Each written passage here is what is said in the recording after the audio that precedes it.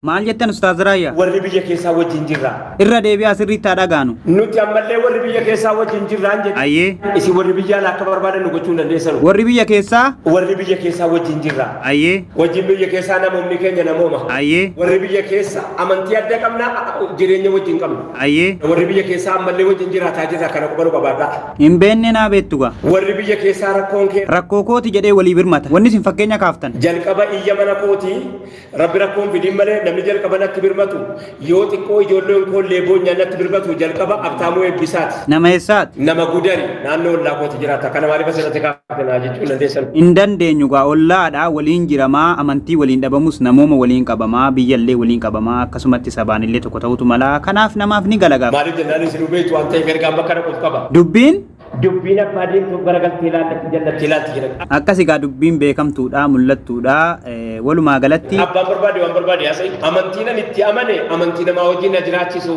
Amantiin keenya amantii namarraa nama fageessu yookaan amantii nama si jibbisiisu namnillee si jibbu osoo hin taane amantii wal danda'anii wal gargaaranii wal cinaa dhaabbatanii akkasuma namallee gargaaranii waliin jiraatan ta'uu asumaan isin beeksifna. Ustaaz Raayyaa walloon haala akkamii kee jirti amma? Akka hamaa keessa jirti. Kanaafuu yeroo kanatti? Yeroo kana mootummaa taa'ameen eegamu. Maaliif? Qaamni mootummaa gargaaree hin danda'u. Kanaafuu akka hawaasaatti? Akka hawaasaatti rakkoo qaama mootummaatiin furamu qofaa miti rakkoonni walloo yeroo ammaa kana keessa qabu. Akkuma beekamu sabni keenya yookaan namni keenya irra caalaan isaa rakkataadha. Haa ta'u malee gaa rakkoon walirra jira. Mee warra rakkoon isaa aga rakkoo warra gargaarsa barbaadaa jiru kana hin geenyeen maal jettame? Rakkoon kamuu warri si rakkisu mushilingii dheettee naan tufateen qarshii 100 nagaa. Biyya keenya keessatti gargaarsa namoomaaf yookaan saboomaaf jecha amantiidhaan alatti godhamaa ture keessaa mee kan isin fakkeenya nuuf kaaftan yookaan nu yaadachiiftan? Gaafa rakkoo sawweenatti sababa walitti dhufeenya Somaaleetiin hawaasni keenya buqqa'u. Ayyee. Wallisoo maal kennan? Midhaan kumtaala 420 nuu kennite. Ajaa'iba! Mee hawaasa irraa kanaan maal jettu reega? Amantiidhaaf erganii. Naam. Warri wallisoo gaafa sana midhaan kenne sun amantii keetiif si erganii ma. Kana isinummaan deebiitti nuu kenna? Namoomaaf. Rakkoosa keetu rakkoosaatiif. Ayyee. Beela abbaa keetitu beela abbaa isaatiif. Cinqii abbaa keetitu cinqii abbaa isaatiif. Ayyee. Gaafii abbaa keetitu gaafii abbaa isaatiif. Kanaaf nuuf ergan yookaan nu cinaa dhaabbatanii jechuudha. Egaa namni kan wal gargaaru amantii qofaafi miti. Kan walii gammadu amantii qofaafi miti. Kan wal bira dhaabbatu amantii qofaafi miti. Nama taanaan ilma namaa tokko nama jedhamee bira dhaabbatamuun akkasuma saba kootii saban irraa dhaladhee dhameetii wal bira dhaabbatama malee amantii qofarratti xiyyeeffatamee hin deemamu.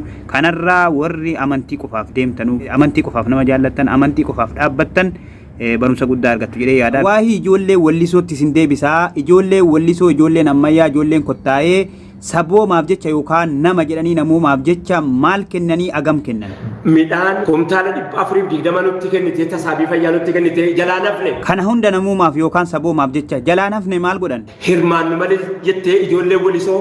Eenyuun fa'i maqaan jaraa namni isin fakkeenya kaasuu dandeessan? Takkaalliin bulchiinsi gaafa sanaa quba qaba. Takkaalliin kan jedhamu bulchiinsa naannoo sanaati. Ayyee. Namicha yeroo rakkoo uummataa Oromoo yeroo arge bo'aa deemu tokko karaa kanarra. Ajaa'iba nama akkas garaa laafu fa'itu jira. Gaafa Somaaleen Harargee sababa Somaaleen Harargeen buqqiftu. Ayyee maal godhe gaafas?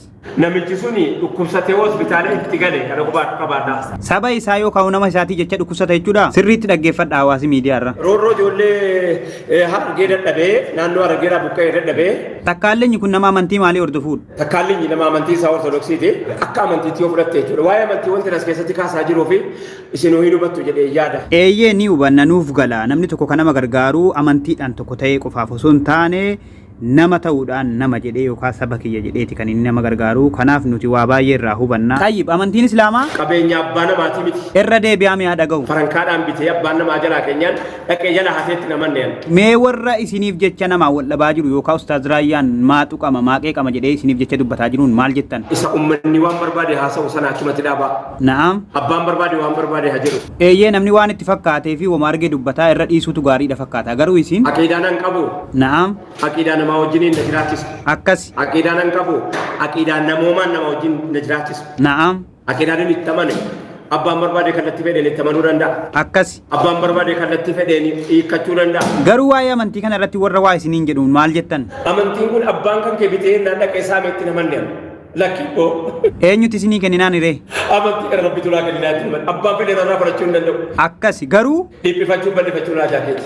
wanti isin sirriitti hubachiisuu barbaaddan garuu qabeenya abbaa keetti ta'uu dhabuu quba qaban. Nama dubbiin galuuf rabbiin waa taasisu jaraa miidhiin waa hunda taasisu rakkoo muumintoota kan jara yaachisu nama diinee kanaaf fidaa of taasisu rabbiin waa taasisu jannatatti yaale ala kitaabillahi sunnatur rasuuli.